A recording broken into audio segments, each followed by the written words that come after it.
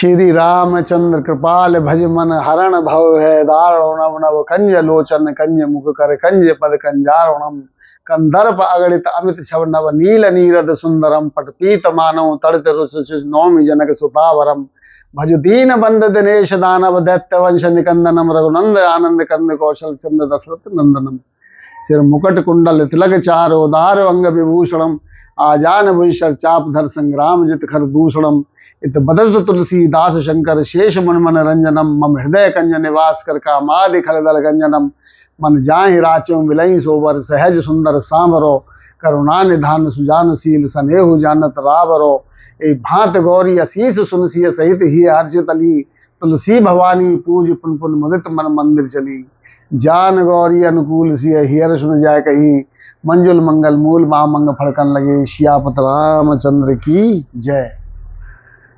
राहुल जी 22 तारीख को अयोध्या के 22 जनवरी को अयोध्या के भव्य राम मंदिर का उद्घाटन होने जा रहा है। इसके लिए मैं सभी देशवासियों को, सभी वो किसी भी धर्म के हों, मैं उन सबको बधाई देना चाहता हूँ। भगवान श्री राम अकेले केवल हिंदुओं के नहीं हैं, जन जन के राम हैं।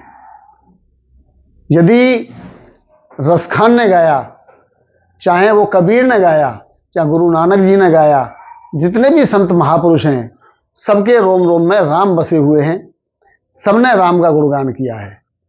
तो मैं भगवान श्री राम के मंदिर के उद्घाटन के अवसर पर मैं सभी देशवासियों को, सभी जनों को बधाई देता हूँ कि भगवान राम का भव्य मंदिर बन रहा है।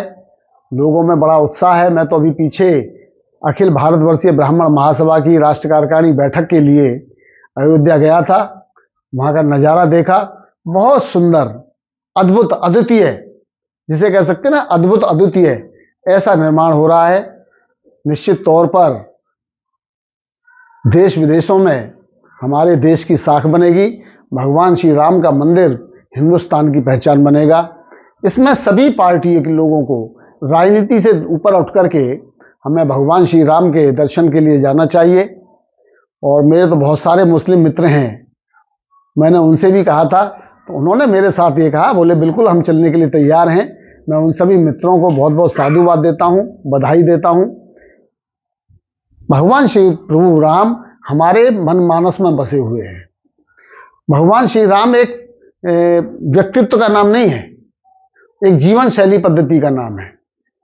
भाई से भाई का प्रेम, पिता की आज्ञा का पालन, मित्रता का अद्वितीय जोड़, शौर्य पराक्रम का बेमिसाल।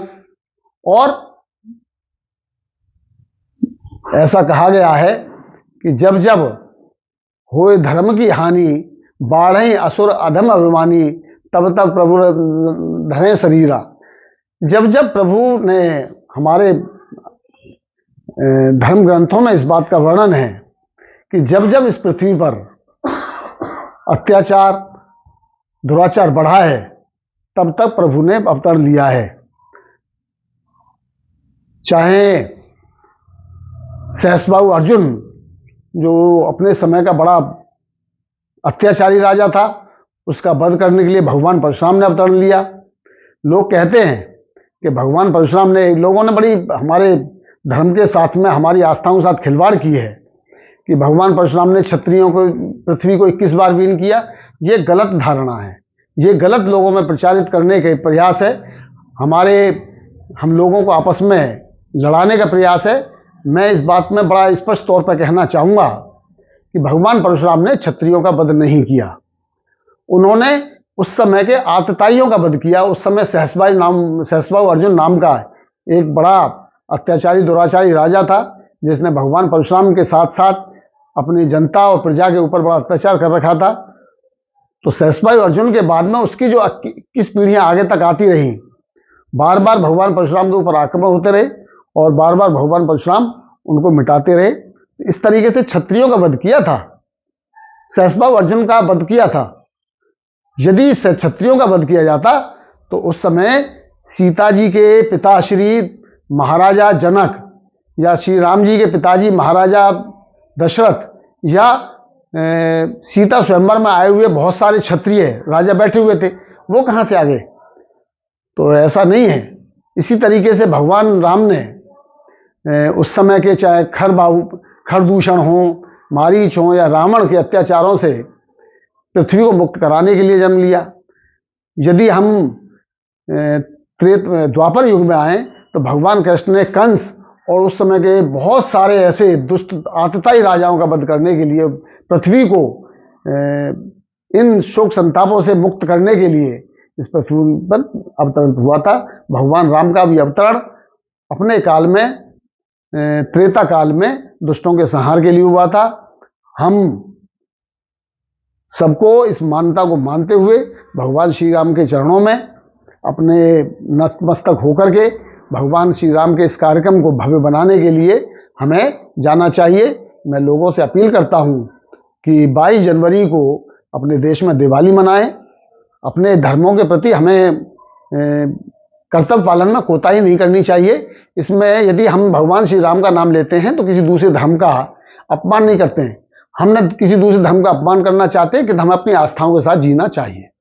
मैं फिर से अपील करता हूं कि सभी लोग इस दिवस को 22 जनवरी को बड़े धूमधाम और हर्षोल्लास से मनाएं। अपील करता हूं कि आप लोग 22 जनवरी को भगवान श्री राम का जिस तरीके से अवतरण होना है, अवतरण तो उनका चैत्र के शुक्ल पक्ष में हुआ था, किंतु उस दिन भी भगवान प्रभु राम मंदिर में विराजेंगे, भगवान राम लला का प्रकट उत्सव होगा। तो मैं सभी लोगों से अपील करता हूं कि अपने घरों में उस दिन का व्रत रखें और पूजा अर्चना करें, आरती करें, अपने घरों पर दीपोत्सव करें। इसी के साथ श्री राम जय जय राम, श्री राम जय जय राम, श्री राम जय जय राम, जय श्री राम।